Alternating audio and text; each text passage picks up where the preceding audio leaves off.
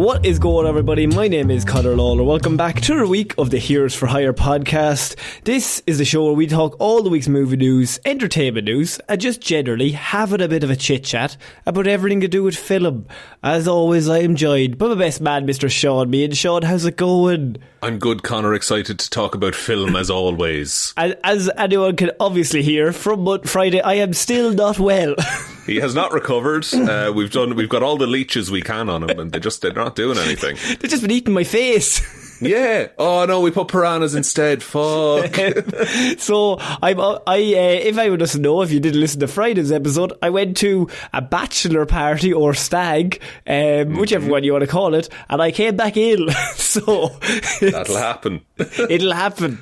And so I've been talking like this all week, and I think it's enjoyable. So if it is your first episode, you don't have to do anything. Just chill out. If it's your second or above, we'd really appreciate 5 stars, a like, a follow, a share. Whatever way you can support the show, that'd really help us out. We are still going for 150 5-star reviews over on Spotify before the summer solstice. Before the summer solstice, yeah, of course. Because that's how we chart time. Because you're always talking about that winter solstice. I said no. Mad about the winter solstice, of course. All the cool kids are. All the cool druids are, but the summer solstice, that's the real underground one, you know? And to be honest with you, we might get in there very much ahead of time, Shaun. So those numbers are cooking over there. We're pretty close. So if you haven't given us the 5 stars on Spotify, we'd really recommend it. Or maybe you know somebody, maybe hound a friend, find a loved one, bully them, whatever way you want to do that. Find an enemy, I don't care. Enemies would be better, yes. This is something you'll definitely hate. You can also support the show. We have a Patreon where you can go over there. We recently reviewed Elektra. That is our movie review that was nominated by the patrons, and that was 2005 Jennifer Garner. She's doing flips. There's no Evanescence, and we hold that against it. Honestly, an Evanescence would have given it an extra half a star at least. Yeah, absolutely. And then it would have had half a star as a film. Wake me up inside, exactly. So Shaun, I mean, we do have quite a bit of movie news this week. A bunch of stuff happened, and we're not late to it as usual.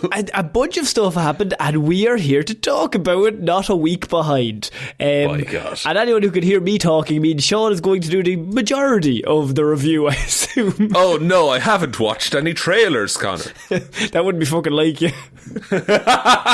Alright, mister, I forgot to see Shang-Chi for the review. Saw that message the other day. I was looking back at our WhatsApp. Wait, did I forget it or did you forget it? You forgot. You've definitely forgotten a review. 100%. Well, I love when one of us has a conversation but doesn't tell the other one. Like, we're like, oh yeah, we'll review Shang-Chi next Monday. But like, we don't tell the other one, and we just assume that like you can read our mind. Yeah, just assume that we'll see it, and we don't always 5 do minutes that. before recording. You seen that movie, yeah? No. Huh? Now, there's been times I've been like watching movies on the train up to you to like talk about them. So, Shaun, we're going to start off this week with the hottest trailer that was dropped. There was a footage dropped for the biggest movie I can only assume of the year. The Naked Gun reboot with starring Liam Neeson. Yeah.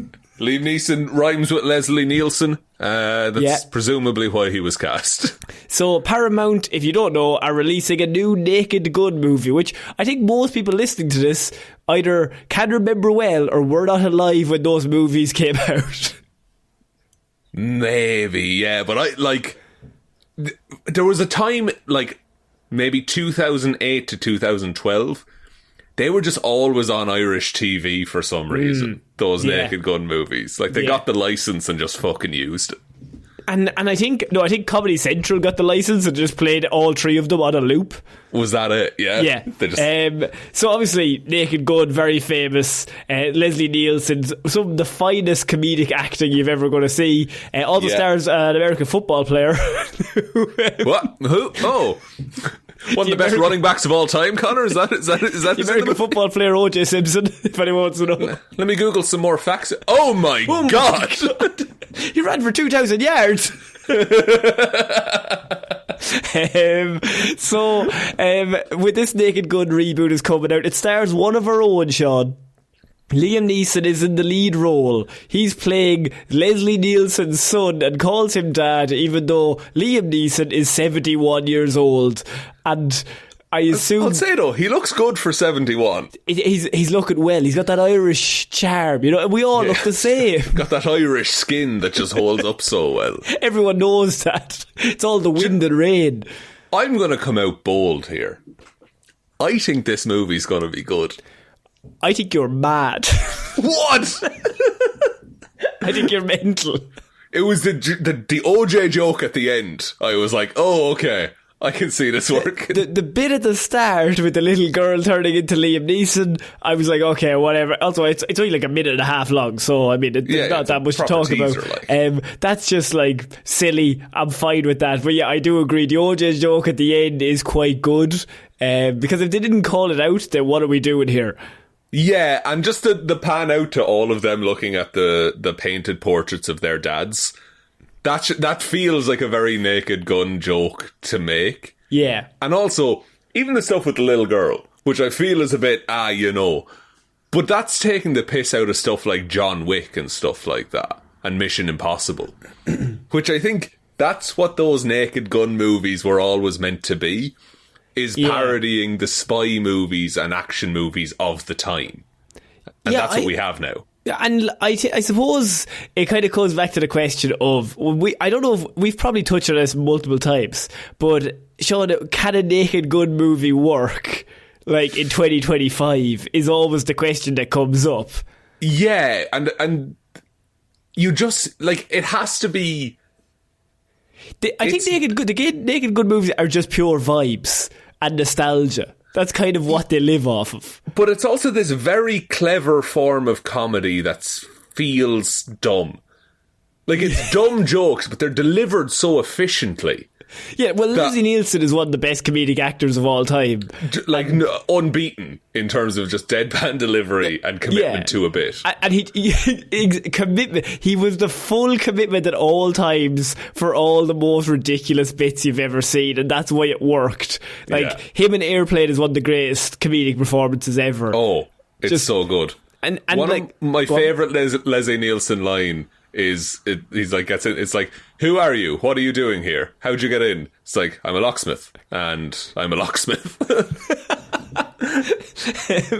And I think the thing about like this kind of comedy is we've had all the scary movies. I think they're also coming back.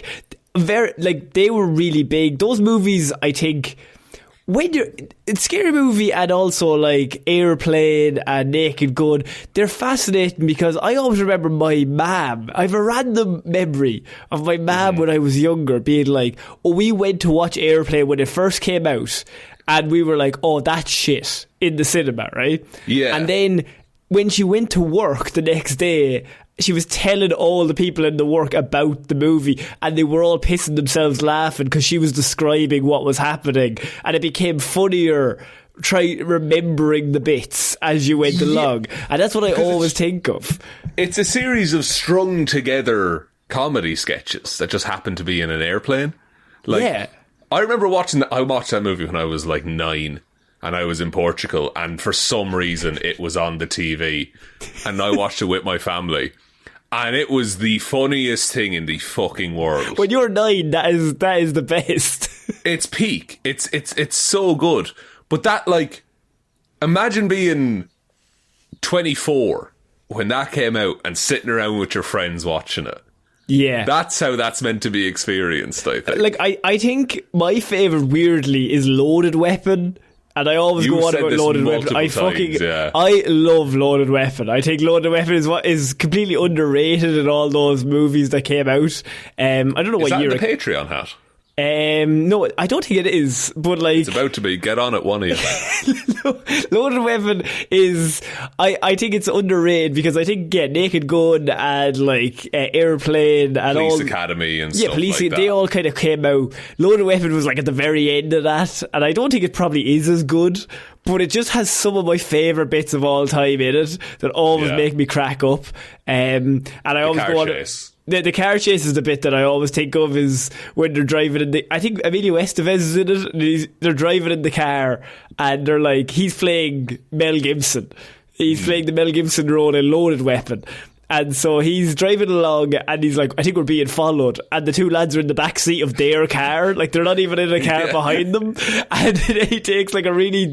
He goes, I'm going to try and lose them. And he takes like a really sharp turn. And then it cuts back and the two lads are gone. It's so good. Car. Do you know one of my favourite of the parody movies? And again, I think it's perfectly rated, is Hot Shots. Oh, with Charlie Sheen. I'm a part deux kind of man myself. Hot Shots part deux, fucks. It's great. Part deux is so good. When they're eating the spaghetti and he takes the shoelace. Hot Shots is so good as well. I forgot about that. And again, it's joke after joke after joke, executed very well. Yeah. In my opinion, I suppose, because comedy's subjective. So then the question then becomes we're in a very different environment and this movie's going to come out. Is it getting Zoolander 2? I think is the real question. I don't think so, because they've gotten the person. There's someone he's producing, I think. The person who has made a career out of loosely strung together jokes that just hit because they're a good punchline, and that they've got Seth MacFarlane involved in this. I think that's the key for a modern... You need someone who understands set up punchline and just write a story around set up punchline, set up punchline, set up punchline. I think this movie will be absolutely killed by critics, and that's absolutely fine, because all of those movies are killed by critics. Yeah. It's not about that. It's about, will you go and just have a laugh for a while? The one thing I fear is that, like, box office, this will not do well. No. These movies lived on DVDs. Oh, yeah. Like, you would just watch it as, like, as you said, you'd be 23, 22, 24, and you get a group of friends around, and then you'd either just get a few beers in or whatever, and then you're just watching this movie.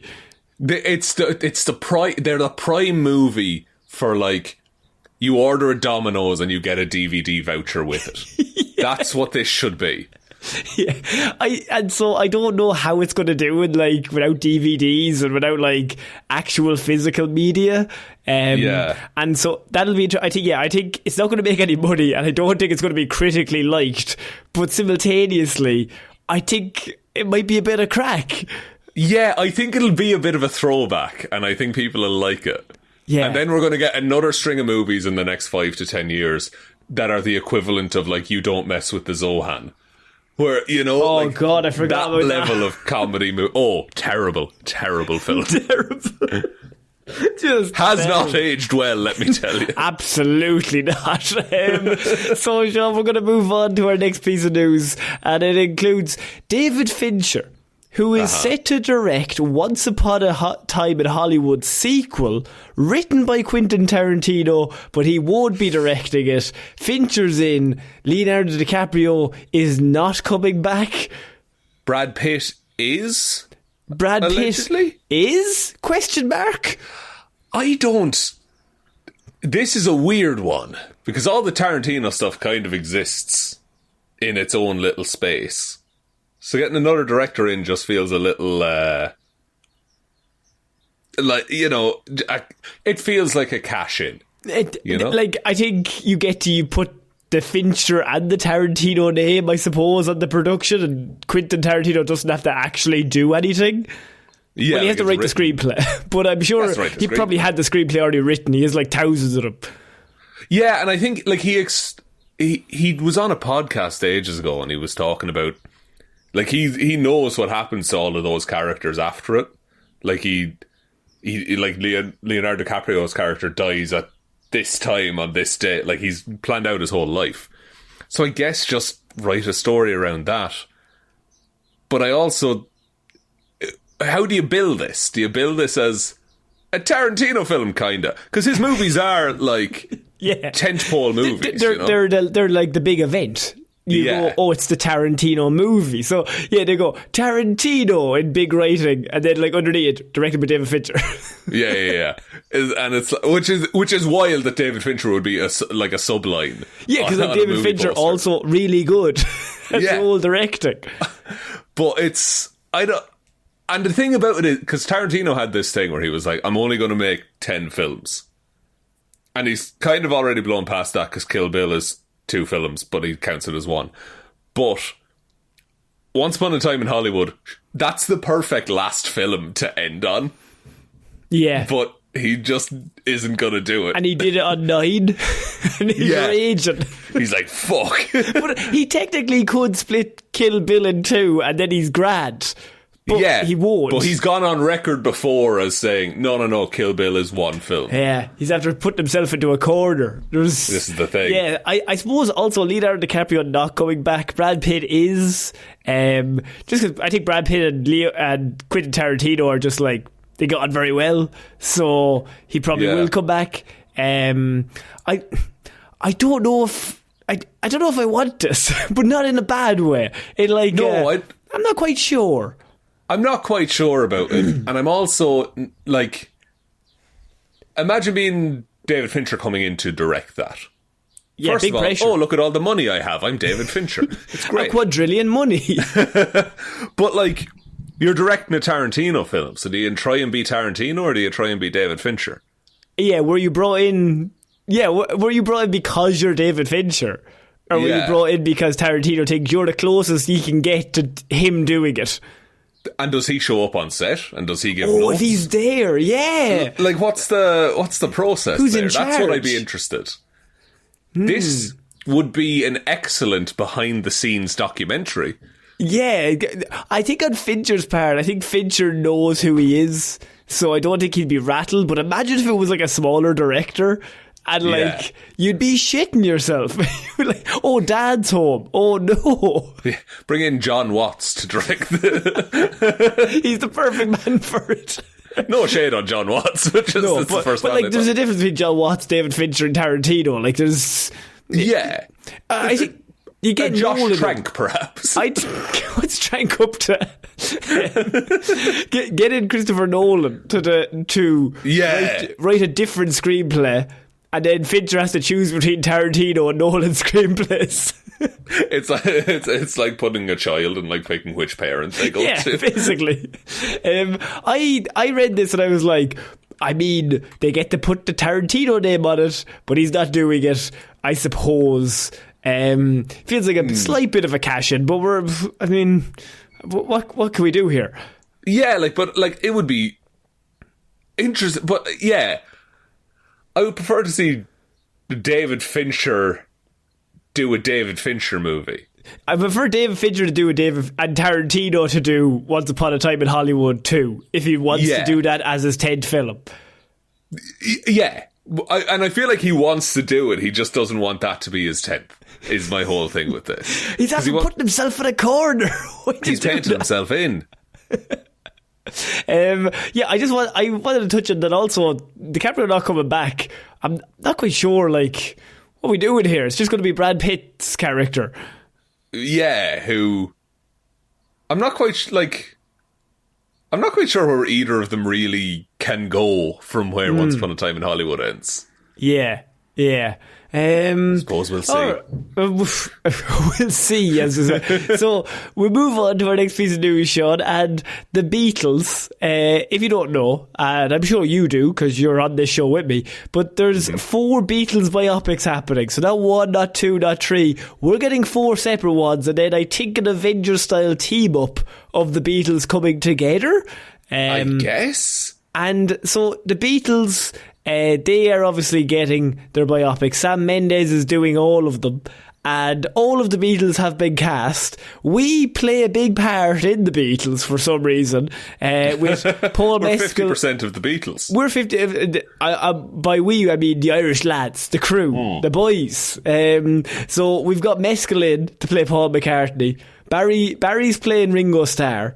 And then you have Harris Dickinson to play John Lennon, and Joseph Quinn will play George Harrison. So that is the official lineup. The 4 of them are coming out. This is a cash grab, this movie. 4 of them.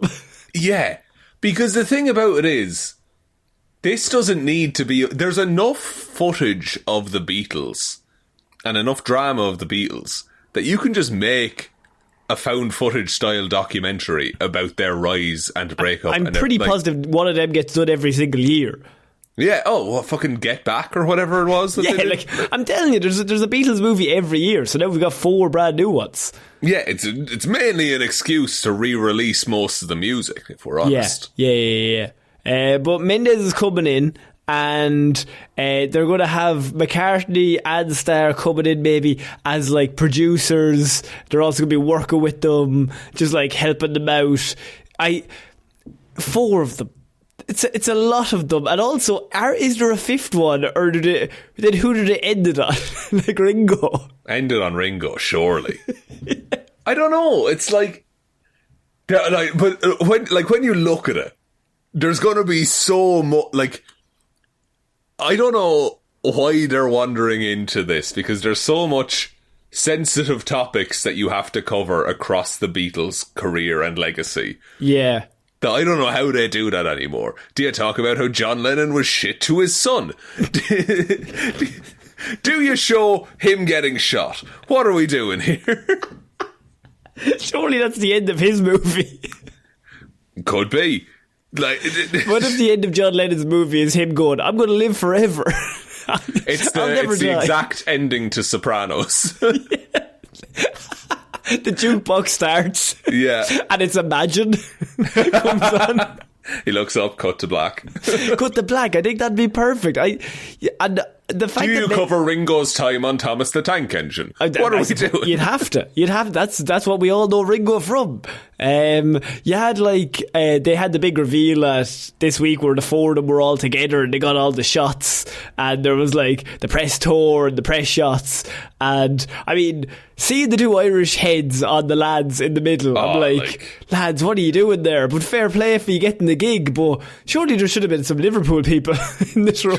Surely there's some Liverpool actors who would have loved to play the Beatles. Stephen Graham could have played Ringo. Stephen Graham could have played anyone. He's got the range. But what we're thinking too small here. Because I'm talking. So when did the Beatles fucking say like the 60s, 70s? So we're now 40 or 50 years on, depending on how maths works. Yeah. So like, let's fast forward 2070. We've gotten 151 5-star reviews on Spotify. And the One Direction biopic is put into production. Yeah, you got 5 of them. And then who are going to be the 5 biggest actors in Hollywood at the time? Tom Cruise. Yeah. Still being around. The guy from Adolescence, he'll be 62. Yeah. The kid. Makes sense. Yeah. Who's playing Harry? Who's got the hair? I think, here's what I think. They're going to freeze Harry Styles and he's going to come back for it. Freeze him now or freeze him in like 10 years? Probably should freeze him now, actually, if we could get on that. I mean, I'm very happy for you to be the one to tell him. Oh, Harry. Sorry, Haz. It's Shaun. Big Haz. I love watermelon sugar and such. Yeah. Get in the fucking fridge. Get in the fridge. Get in the fridge, Harry. It's just his agent is like, where are we going? Get in the fucking fridge as well. We need you. We're going to need you in the future. We're going to need you in the future. It's kind of like that. Should we, here's my question to you, Shaun, as 2 Irish guys. Should we be happy for the lads, the 2 Irish lads, for getting the gig? Or should we not be biased and say 4 people from Liverpool should have been cast in this? What are those lads doing there? It's a difficult one. It is. I'm going to say I'm glad for Paul. Yeah, Barry's gone down in our estimation. He has a little bit, I'll be honest. He's not the charming young buck that we thought he was. By the way, for any newer listeners, you might not have been keeping up with the whole Barry thing. But Shaun, could you explain where our Barry Keoghan and this podcast may be intertwined? I don't even... It's been so constant for so many years. Like 2019, maybe? Yeah, because he was cast in Eternals, was it? Yeah. Was how he came into our... He was world. in Love Hate, and then he got cast in the Eternals. Yeah, he was in Love Hate. He's also in Green Knight. He got cast in Eternals, and then he did not do any. He was just his regular voice, and we were like, fair fucking play for making it work. And then he just clicked in Hollywood, and he got all these opportunities. And then, meanwhile, up comes Mescal.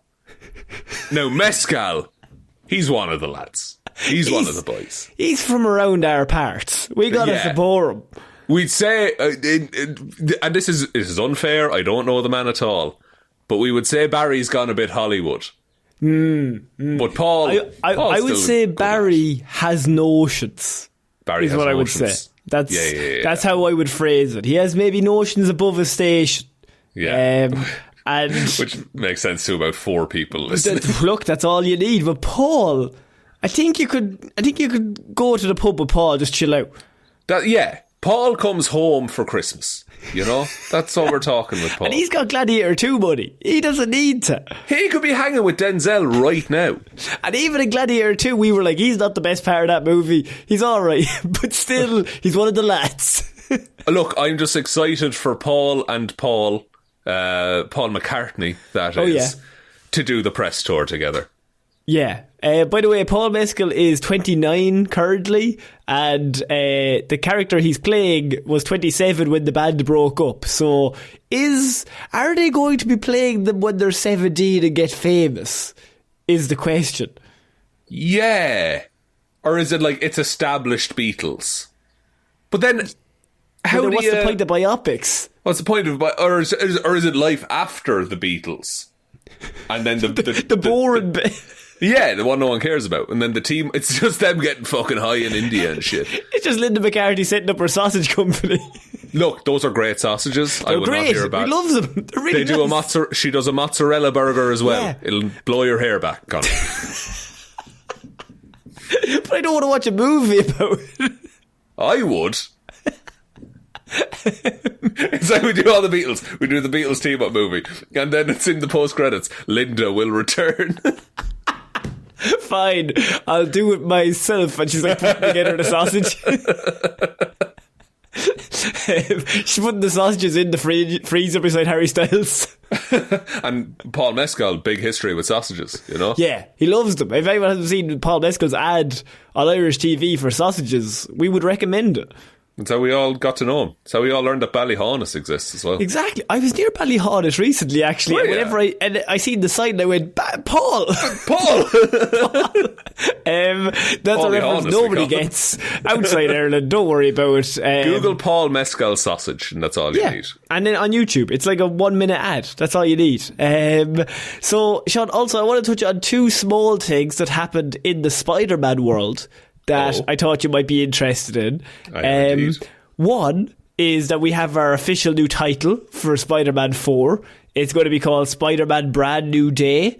Which, and that references the comics after he sold his marriage to Mephisto to save a 90-year-old woman's life. Ah, right, okay. And it's a fresh start, which kind of fits with where we left him at the end of No Way Home. No Way Home, yeah. So this is Brand New Day. So no more homes. He's homeless. Yeah. Now, I would suggest having it be a street level story about him navigating his new everyday life. But Shaun, it is. That's the rumours I've heard. I've heard all kinds of rumours over I've heard, and look, I don't think these are conflicting rumours, but the rumours I've so far heard about Spider-Man Brand New Day is that it's a grounded street level cosmic battle.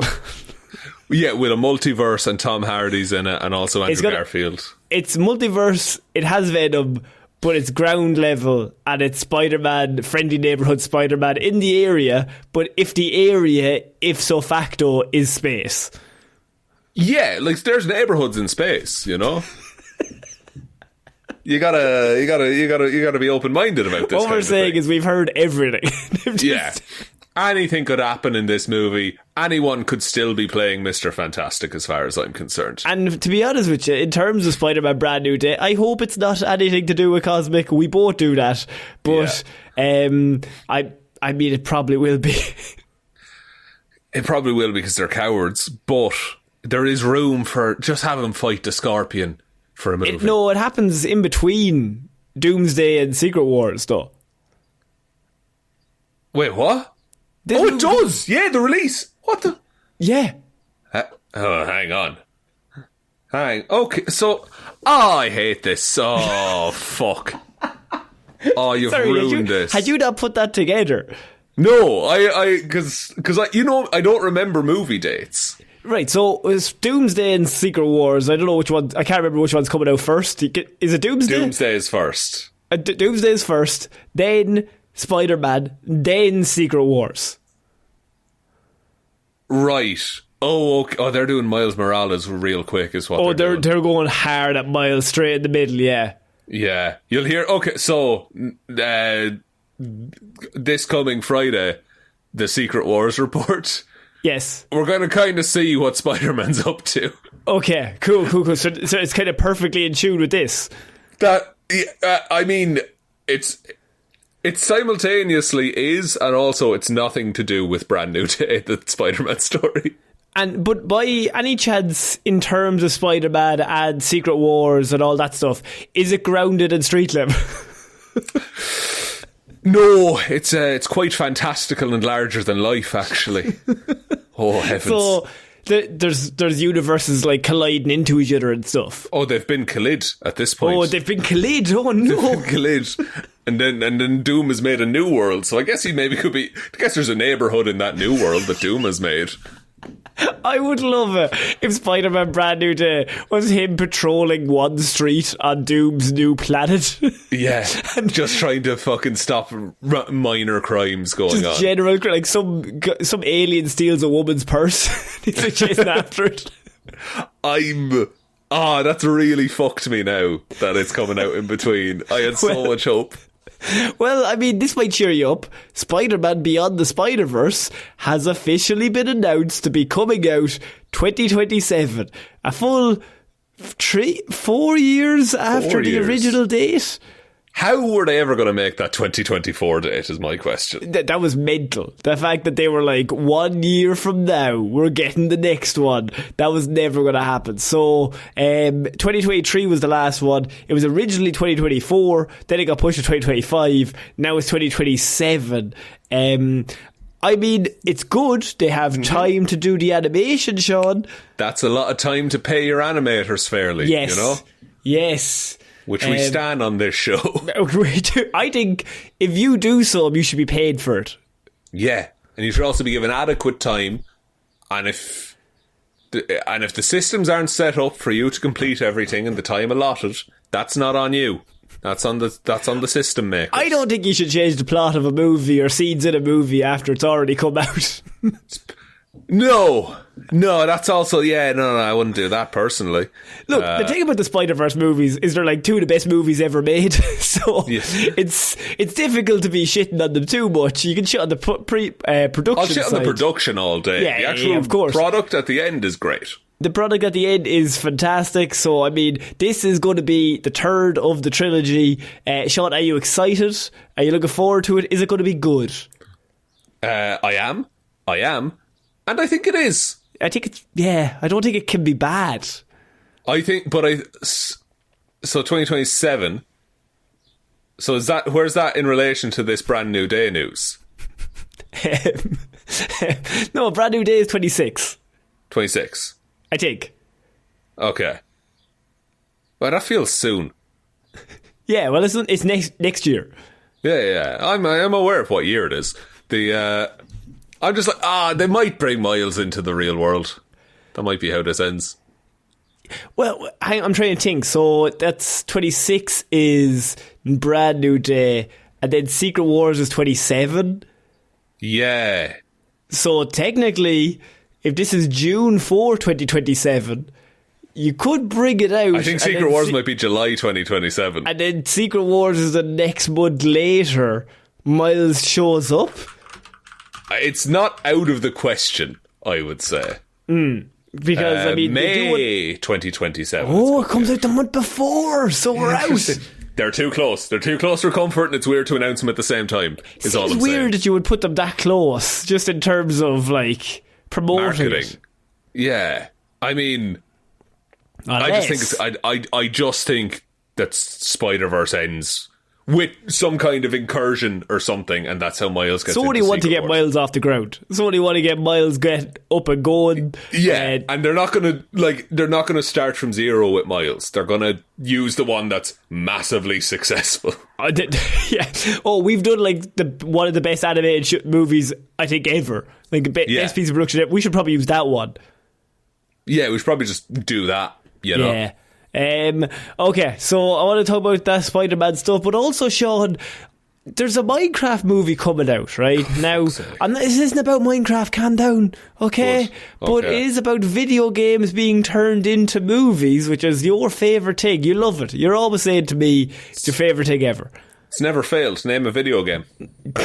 Doom. Name another one.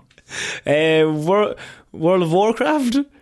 Haven't seen that film. Could be great. I don't know. It's not good. Oh shit.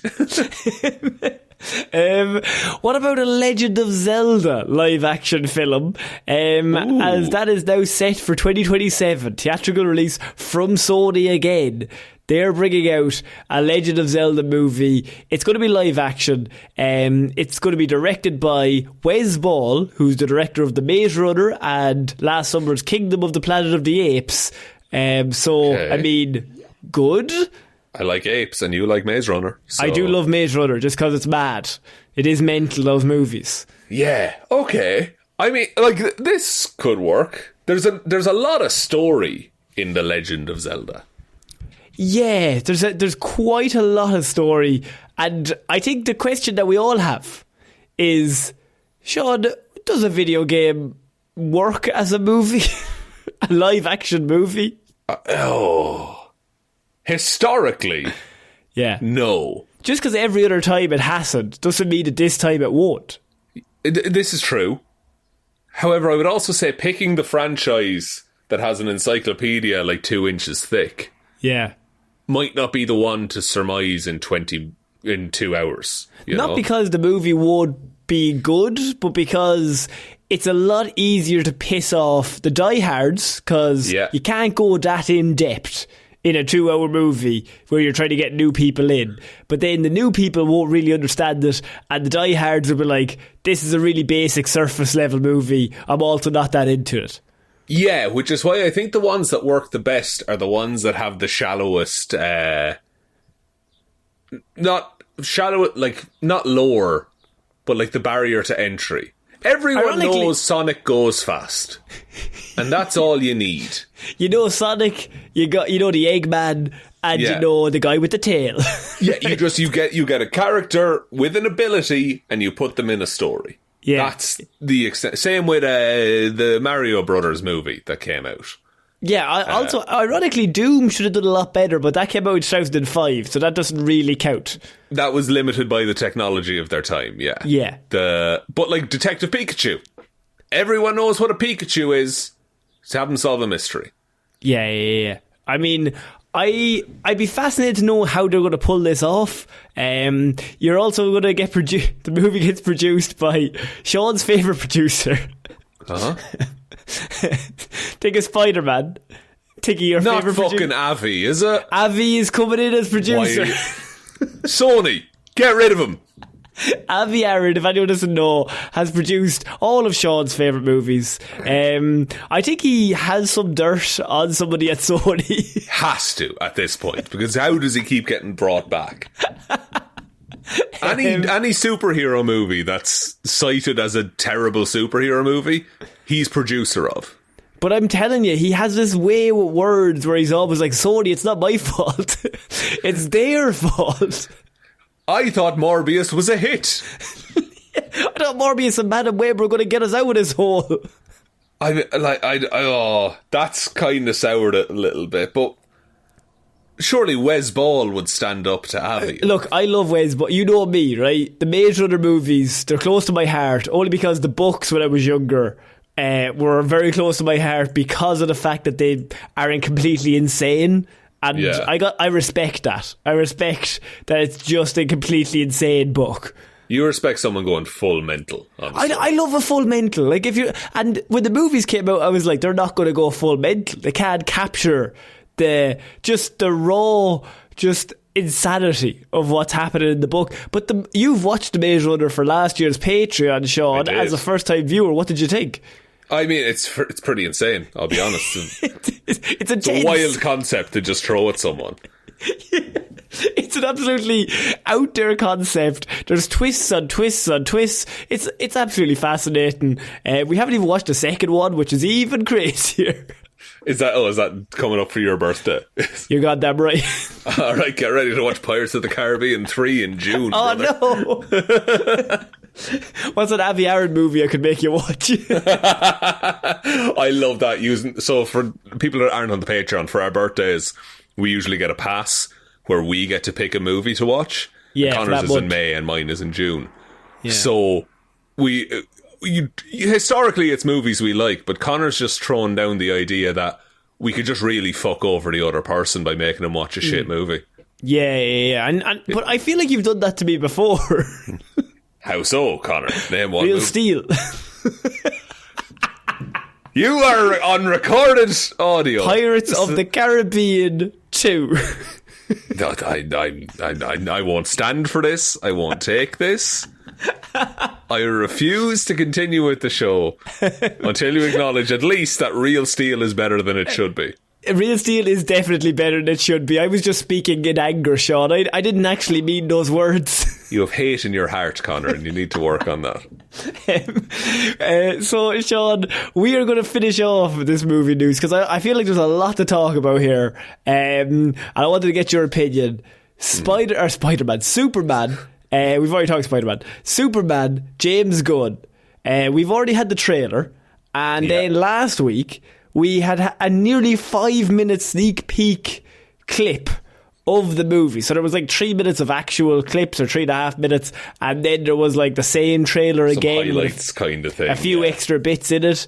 But I mean, Shaun, this came out, and I want to know what you think of it. I'm not going to put any words in your mouth. I don't know. It just feels real cool, right? Like it just feels like Superman. Yeah, I mean, I was like, because it starts in the snow and he's like in bits, and my brain, and I clocked myself thinking it was like, oh, what's happened to Superman?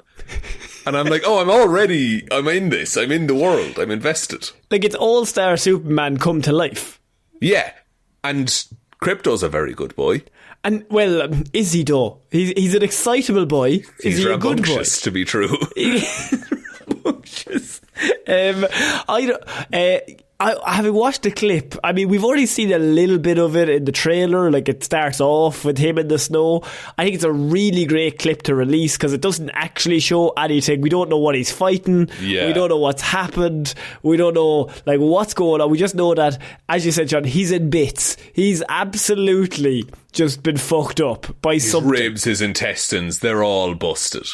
And the fact that the Crypto, he's a good boy. He drags him back to the Fortress of Solitude. He gets him in there. Fortress of Solitude looks great, by the way. Looks fantastic. And then you have all of the robots helping him up. Brings them back. Brings them back to life, and they're all like freaking out. Those robots are always weird, and all of like, especially in All-Star Comics. There's not a chill way to do those. They're very. They're always just a bit strange, but it's in a fun way. And then you have like the full on like magnifying glass of sun onto him. Is such a cool concept. The sun heals him, but is he like in pain, or do you think he's more angry? I think that was just. It was just for cinematic effect. Fair. Also, all of his bones and organs are stitching back together, presumably. Probably stitching back together, yeah. They're just. He must be absolutely been wrecked by something. But I like that we don't know where that happens in the film. Like, that could be the opening for all we fucking know. I think it is the opening. I would be of the opinion that he's already Superman, and it is the opening. I think James Gunn, like, not released a statement, but he was talking in an interview, and he was like, no, he's been Superman for a while. He's kind of got the balance down. He knows a lot of other superheroes, but they think he's kind of naive. And so he's like trying to navigate the world based around that. And I think the world needs this movie to be good, is all I kept thinking. I was just like, this movie just... And not even me personally, but I was just like, I really hope it's good, but not just for me, just because I want Superman to have a nice movie. I would love for this to be the best, like, version of Superman. Like, that this be, like, the one that people reference as, like, oh, they nailed it on this one. And I think James Gunn coming in as director, like, he has that comedic effect. I was interested to know how that would work in this movie, because, like, I think Superman is going to be the straight man. I think Lois might be taking the piss out of Clarke. That's kind of her, she always does that. That's like the main thing. So her comedic thing will be with him. So it's maybe some of the weirdness was with the robots that immediately stood out. I was like, that's James Gunn comedy of like Cosmo the Super Dog or whatever. Like, you have, like, he loves like just weird stuff that you can kind of make comedy out of. I think Guy Gardner is going to be a bit of a punching bag for jokes, like how ridiculous he is and behaves. Yeah, played by Nathan Fillion, of course. Yeah, I think a lot of the League are going to be probably a little bit up themselves, and that's where humour comes from. Yeah, and they look down on Superman, which is weird because Superman is Superman. So yeah, like, but Guy Gardner just naturally just a bit of a dick most of the time. Yeah, and I think he probably leads the League at the start of this. And I think he's probably bankrolled by Lex Luthor, if I had to guess. I love Mr. Terrific. I love how Mr. Terrific looks. Looks fantastic in this. Just ripped from the comics. And T-spheres all around him, protecting him from all the bullets and stuff like that. It's so cool. Hawkgirl, I think, looks really good as well. Yeah. We talked a little bit about Hawkgirl before, but we talked mostly about Hawkman. We did a Hero Zero on them. Just like the Hawkman and girl, they're really good. They're really cool characters, so it's good to see them. Hawkman was in Black Adam. Black Adam, yeah. Black Adam. So Hawkgirl is now in this. Yeah, I don't know if it's presumably a different... It's all a different universe, so like there's no carryover. Yeah, I think so, yeah. But it would be a nice opportunity maybe for that actor to come back in the future, because no one saw Black Adam, so it won't matter. So nobody actually would even know. Yeah, we couldn't tell. You have Metamorpho's in this as well, which is like, I think Metamorpho is the perfect James Gunn DC character to have in a Superman movie. And it's weird body horror-y kind of stuff, but also can be a little silly. Yeah, it's basically like the polka dot man of this. Yes, pretty much. Like it's the character that his powers are super useful but a bit gross. Yeah. I'm just like watching this, I was like, this is going to be so good. And then I was like, God, I really hope it's good. Like, if it's bad, I think I'm going to be sad. And I don't know what to do with that, because I'm like, it's a Superman movie, and I think Superman is such a lovable character because he always sees the good in people, and I think you could be right that the League are looking down on him because he's like so naive, but that's his whole thing, is like he always just believes in people and thinks that people can be good. He's like truth, justice and the American way or something like that. That's his, like, he should be the idealized, he sees the good in everything. Yeah. That's what Superman should be. Now, my favourite Superman is the one that nobody kind of fucks with. I'm mostly thinking of like the Justice League animated show Superman, where like he's super confident in himself, but like he doesn't really get into fights because most people are just like, that's Superman, we're not going to fuck with him if he shows up. There's this respect underneath it all. Of like, oh no, I know what he's capable of. Yeah, like I like obviously the holy trinity of Superman, Wonder Woman, Batman is like leading the team, and they're like, oh, you just basically don't fuck with any of the three of them. If you're committing a crime and any of those show up, we're like, oh well, we're fucked. Okay, fair enough. Oh, we're gonna die. That's fine. Yeah, we're probably gonna die. So I think David Cornsweet playing Superman is amazing. Like, and I love his Clarke Kent as well. Like, he's a different person. It's insane. Completely different. Yeah. He looks schlubbier, for want of a better word. Yeah, and Rachel Brosnahan playing Lois Lane as well. I think she's going to be really, really good in this role. Yeah. Just as like, I think she should just be like, just calling him Smallville, taking the piss out of him. Classic Lois Lane, Clarke Kent stuff. But also in this, because he's been Superman for a while, she knows he's Superman and they're just together, which is also kind of fun. I like that they don't have to deal with that. They don't have to hide the identity and all that stuff. Because Like, it's the just whole in it movie being together. like, oh, okay, when's Lois going to learn that he's Superman? You know, like, she knows. It's fine. There's actually something like really empowering and like cool that you just start the story where like she already knows and she's cool with it, and like they're just together, and that's the deal. Because everyone knows what Superman's about. Yeah, you know? of course. I mean, Shaun, the one question, this comes out July 11th, by the way. So it comes out July 11th this year. We'll have 151 5-star reviews. Fuck, I think I might be away. What do you mean you'll be away? I'll be away. I'll be travelling. What do you mean you'll be travelling on the exact day? Yeah, no, I'll be in Spain, but it's fine. I should have booked in time. I'm sorry. I seen a midnight showing of Spider-Verse, the second one, in Spain. So I mean, if you really wanted to commit, then you would go. That's fair. I might be late to the recording though. If that's okay. You'll be an hour ahead. John, is this going to be good? Is all my question that I have. I think it's going to be good, Connor. I think it could be really good. Yeah, I think this could be the Batman, but Superman. Oh, it's the highest compliment we can give it if it's the Batman but Superman. Completely light, full of colour, and completely bright. Yeah, imagine it. It is very colourful film. I like the red and blue. It's so good. I want to. Weirdly, the more I see of this, by the way, the more I'm like, I wish Robert Pattinson and this Superman could meet. Yeah, and I think it's going to happen because there's no movement on that Batman project. I think they're separate. I don't know. I think I see it coming. I'm playing, but it's like that's the easiest gamble to make in the world, because if it doesn't happen, I'm like, fine, I'm an idiot. But if it does happen, I'm a genius. You're a genius. You actually know you're dead right. So I'm going to. As part of the game, I'm going to say it'll never happen, Shaun. You're completely wrong. You're a fool. Oh, well, Dad, it's been nice talking to you. So, Shaun, I think that's it for this week's movie news. What a week. Would you like me to take us out, Connor? Yeah, sure, why not? Thank you, everyone, for listening to this episode of the Heroes for Hire podcast. We will be back. We're back right now with an episode of Weird News. Those come out on Monday as well, right? Yeah, why not? And we had a bit of confusion last week because I was like, is it coming out on Wednesday or Monday? I actually don't know. I wasn't sure, but it's a new show and we're figuring it out, and it's linked below if you want to take a look at that. Heroes for Hire presents Weird News. We will also be back on Friday with an episode of Hero or Zero. Secret Wars. Big thank you to everyone. The Witch? We're Secret Wars on Friday. Just Secret Wars Part 2, if you will. Yeah. It's still being written, and I'm going insane. Thank you to all of our patrons: Róisín and Baby Ben Palmer, Ryan Komatsu, Dozer, Enthusiast Evanson, Waffles, the Wacky Wizard of Wonderful Words, David Clarke, Dominic, Anna.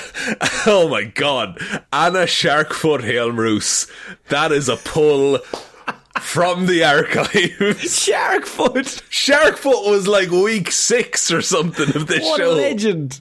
Outstanding.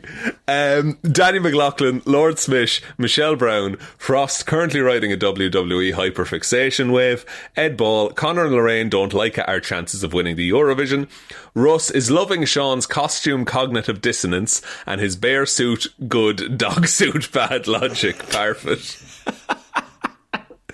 He is calling you out, to be fair. That is actually... To be fair, I stand for nothing as a man. Yeah, absolutely. Jackson Brueheim, Liz had a few too many on St. Paddy's Day and Tipsley subscribed to the Patreon. Ciara Lawler, Judge Leahy, Mikeychairsnumber1fan Shaun is cool and a genius. Rory, Shaun having a crush on Master Tigress was not on Pete's bingo card for 2025. Jack Markham, Johnny Ray, Hunter Harvard the Texas Ironman, Donegal George, Lisa demands a new solstice fact. In Sweden... they celebrate the solstice with a load of vodka, and birth rates spike about 9 months after the solstice every year. I have a question. How the fuck do you know that? I know a lot of solstice facts, man. You don't know a lot. You know like 3. I know a couple, and look, every new 5-star review, I'll give you a new solstice fact. Someone just has to ask for it. Thank you also to Justin Bowman, Joe Reid, and John Neesmith. Thank you all for supporting the show. We couldn't do it without you. You help to keep it ad-free, and you help to keep us in all of your subscription feeds. There is also the merch store, heroesforhire.ie/shop. Twitter's at heroesforhirepod, the 4 is the number 4. Facebook is Detective Divilment's discussion group. Instagram is Heroes for Hire Podcast. Blue Sky is Heroes for Hire Podcast. And the best way to ever help out the show is to tell one human being that we exist. Just a one, please. And I think that's about it, Connor. I think so. So I've been Conor Lawler. I've been Shaun Meehan. And we'll see you all next week, guys. Bye. Bye.